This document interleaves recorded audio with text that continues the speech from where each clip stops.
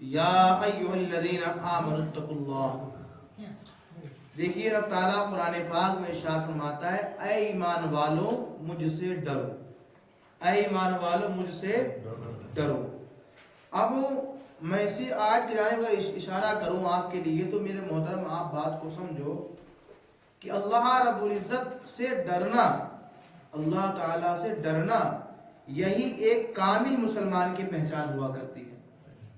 اور مرد مومن وہی ہوتا ہے، مرد مومن وہی ہوتا ہے جس کے دل میں خدا کا ڈر بیٹھا ہوتا ہے، جس کے دل میں خدا کا ڈر بیٹھا ہوتا ہے. یہ ڈر بہت ضروری ہے. آج کل کے بہت سے لوگ کہتے ہوں گے کہ یار یہ مولویوں کا کام ہی ڈرانا دھمکانا بلا وجہ ہے، یہ تو ایسے ڈرانے والی باتیں کرتے ہیں. یہ ڈرانے والی باتیں نہیں، یہ ڈرانا ہی اصل ہے. اللہ نے اپنے نبی کو پیغام ہی یہی دیا ہے کہ اے نبی تم جاؤ اور لوگوں کو میرے بارے میں بتاؤ اور کہو کہ اللہ وہ ہے جس سے ڈرنا نہایت ضروری ہے، جس سے ڈرنا نہایت ضروری ہے. جب تک اللہ کا سینے میں ڈر نہیں ہوگا، جب تک اللہ کا سینے میں ڈر نہیں ہوگا، حقیقت یہ ہے کہ آدمی کبھی بھی کامل مومن ہو ہی نہیں سکتا ہے، ہو ہی نہیں سکتا تک اللہ کا ڈر دل میں نہیں ہوگا. اور یہ اللہ کا ڈر ہی انسان کو ایمان والا بناتا ہے. جیسے کہ میں آپ کو ایک بات بتاؤں، حضرت صالح علیہ السلام اللہ تعالیٰ کے مقدس بندے، مقدس نبی، اپنی قوم میں بھیجے گئے. وہ ایک زمانے میں، یہ بات ہمارے حضور کے تشریف آنے سے کئی سال پہلے کی ہے، روایتوں کے اندر موجود ہے، قرآن مقدس میں پورا واقعہ موجود ہے. آپ کا فرماتے ہیں کہ آپ کے دور میں جو لوگ تھے نا، بڑے بھاری بھرکم لوگ تھے. دیکھو آج کل جو سائنس کہتا ہے نا کہ آدمی بندر سے بنا ہے، کہا نہیں کہا، حالانکہ آج کی تھیوری اس کو غلط مانتی ہے، سائنس بھی آج کے دور میں اس کو غلط پروف کرتے ہیں. آدمی کبھی بندر سے نہیں بنا. اگر بندر آدمی بن گئے ہوتے تو باقی مارے مارے کہاں گھوم رہے ہوتے، یہ کب بنے گے بھائی انسان؟ اگر مان لیا جائے چلو ایک گھڑی پر کہ آدمی بندر سے بنا ہے، لگے ہے یہ حقیقت، تو باقی بندر کی گھوم رہے ہیں. اور اللہ نے اس قوم کے اوپر بندر کا عذاب نازل کیا.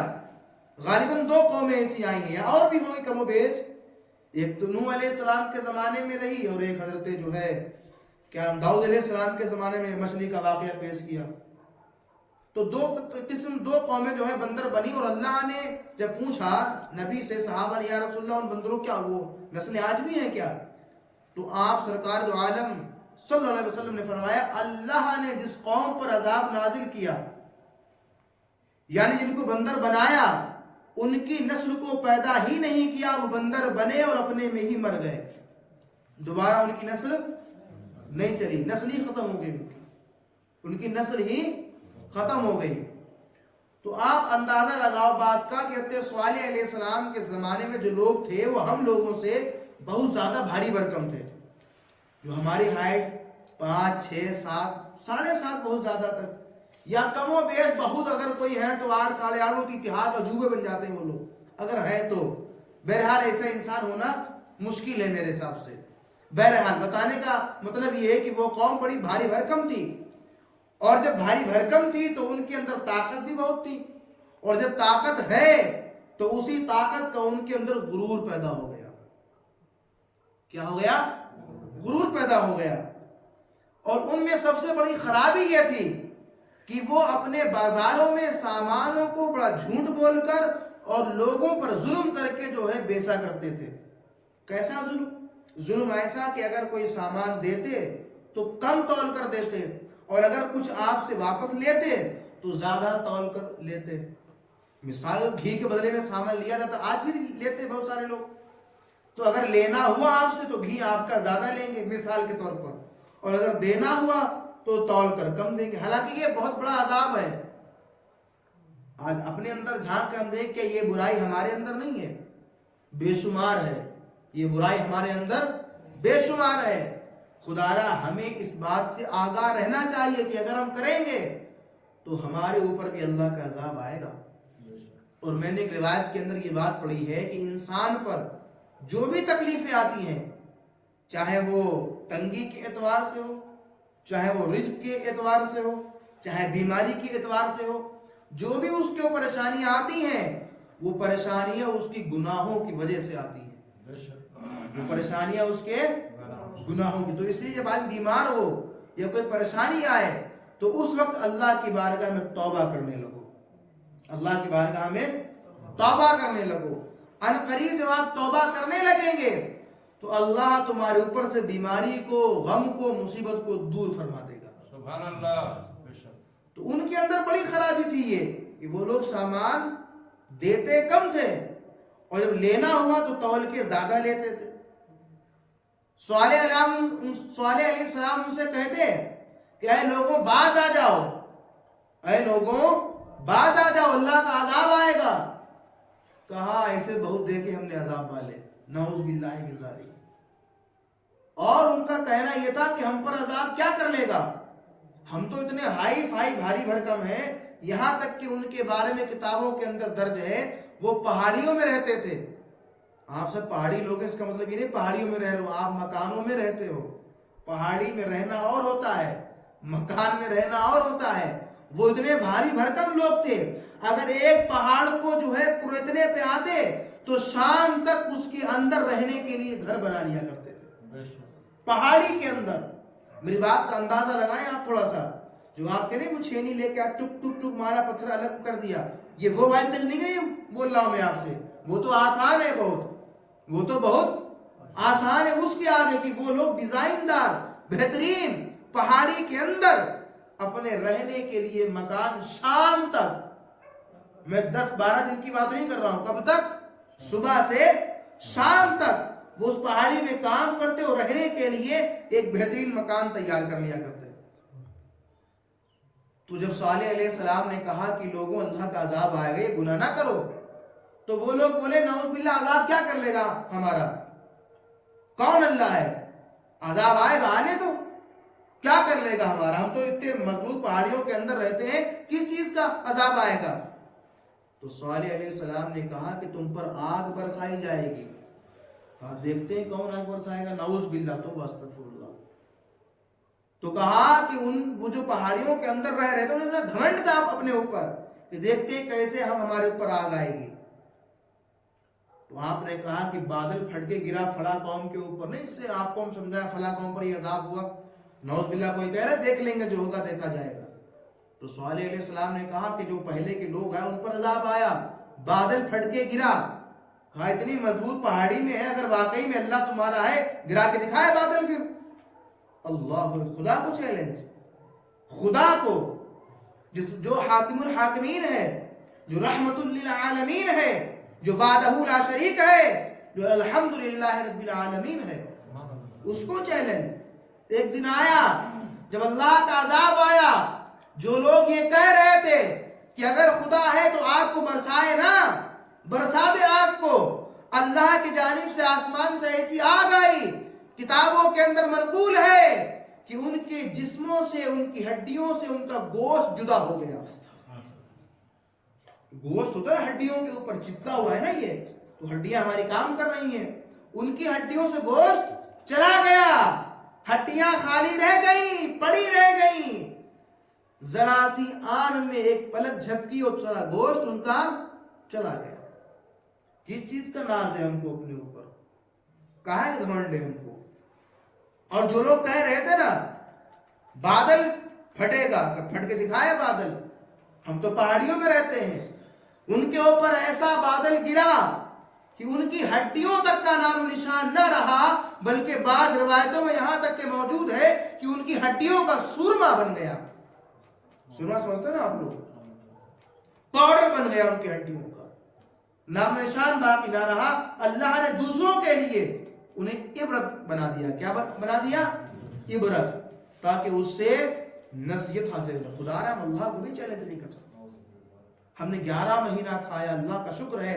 اور یہ ایک مہینہ جو ہمارا رمضان کا ہے نا، یہ تو ہے نہیں پابندی ہے کوئی ہمارے لیے رات میں. بھائی رات کو ہم بیان کر رہے ہیں، تراویح کے بعد پانی پی سکتے ہیں آرام سے، کھانا کھا. صرف اللہ نے اپنے کرم دن میں رو کے رکھا، ہم کو دن میں رو کے رکھا.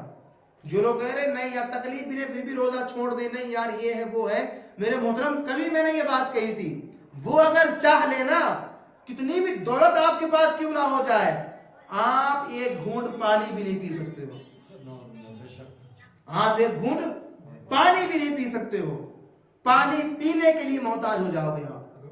وہ اگر چاہ لینا، بڑے بڑے ایسے لوگ ہیں، میں کچھ دن پہلے ایک علامہ صاحب کا بیان سن رہا تھا، تو وہ کہہ رہے تھے اپنے بیان میں، کسی کے بارے میں کہا انہوں نے کہ اس کے پاس بے شمار دولت تھی، اس کے پاس بے شمار دولت تھی ایک شخص کے پاس میں، لیکن اللہ نے اس کو ایسا مرض دیا، اس نے کہا حضرات ان سے، مطلب وہ یہ کہہ رہا تھا کہ مجھ میں ایسا مرض ہے کہ ڈاکٹر نے کہا تم روٹی آٹا بالکل ہضم نہیں کر پاؤ گے، کہ پھر کیا کھایا جائے گا؟ کہا جو آٹا چھانا جاتا نا، وہ چھاننے کے بعد جو اس کا بورا بچتا ہے، یعنی آٹا چھان لیا، اوپر اوپر موٹا موٹا جو رہ جاتا ہے، اس بورے سے روٹی جیسی پک پاتی، کچی پکی وہ پکتی ہے، ذرا سی وہی کھا پاتا ہوں، اس کے علاوہ کچھ نہیں کھا پاتا۔ اللہ نے مزے مزے کی چیزیں دی ہم کو، اور قرآن خود کہتا ہے فَبِأَيِّ آلَاءِ رَبِّكُمَا تُكَذِّبَانِ، تم اللہ تعالیٰ کی کون کون سی نعمت کو جھٹلاؤ گے؟ کیا کیا اس نے دیا؟ پہننے کے لیے کپڑے دیے، سر پہ ہماری ٹوپی ہے، عزت والے ہیں، کھانا ہے طرح طرح کا ہے، اور اس نے اپنے لیے چھڑوایا ہے، تو اس کی رضا ہی چھوڑنے میں ہی نا پھر یہ۔ اور کیوں؟ کیا وجہ اس کی ہے؟ اس کی کیا حیثیت ہے؟ حقیقت کیا ہے؟ اگر حقیقت پوچھو گے تو صرف ایک ہی کہوں گا میں یہ بات، حقیقت یہی ہے کہ اپنے مصطفیٰ کی یاد تازہ کروانا چاہتا ہے، اپنے محبوب کی یاد، جو دن غار ہرا میں میرے نبی نے گزارے، دن میں کھایا پیا نہیں، بس اسی محبت میں، بس محبوب کی یاد میں امتیوں کے لیے فرض قرار دے دیا گیا کہ وہی جب نبی نے دن گزارے کھانا نہیں کھایا ہے تو سال کے 11 مہینہ خوب کھاؤ، بنداس کھاؤ، مگر ایک مہینہ میرے محبوب کی یاد میں گزارو، دن میں نہ کھاؤ، رات میں چاہو کھاؤ، بنداس رہو۔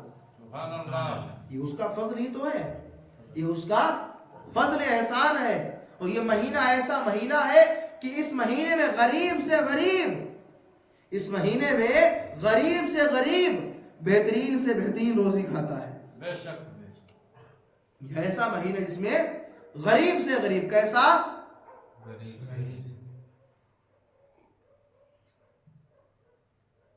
کیا وجہ اس کی ہے؟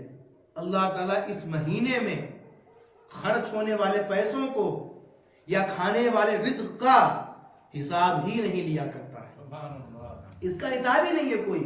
اور اس کی نعمتوں کے بارے میں کیا بتائیں؟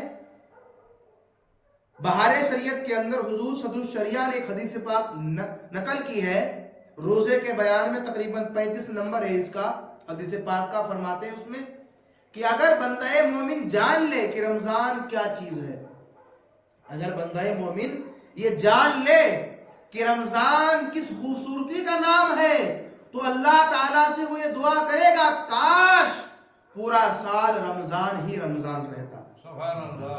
اور یہ ایسا مبارک مہینہ ہے کہ جب چاند نظر آتا ہے اللہ تعالیٰ ہر روز، اسی حدیث پاک کے موضوع میں فرمایا ہے، ہر روز 10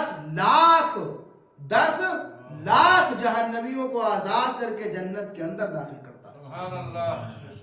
یہ روایت تھوڑی سی الگ الگ ہے، لیکن کئی روایتیں ملتی ہیں، بعض میں 70,000، بعض میں 70 لاکھ، بعض میں 10,000، بعض میں 10 لاکھ۔ بہرحال کہنے کا مطلب یہ ہے اللہ کی رحمت کا اندازہ ہی نہیں ہے کہ کس رمضان میں نہ جانے کتنے جہنمیوں کو نکال کر جنت کے اندر داخل فرما دیا کرتا ہے۔ اور جتنے اس نے رمضان بھر میں یہ آزاد کیے ہیں روزانہ، اتنے کے بدلے جب عید کا چاند نظر آتا ہے تو پورے مہینے کے برابر اس ایک رات میں اللہ جہنمیوں کو جہنم سے آزاد فرماتا ہے۔ تو یہ ڈر، یہ اللہ کا ڈر ہی ہے جو ہمیں گناہوں سے بچا سکتا ہے۔ میری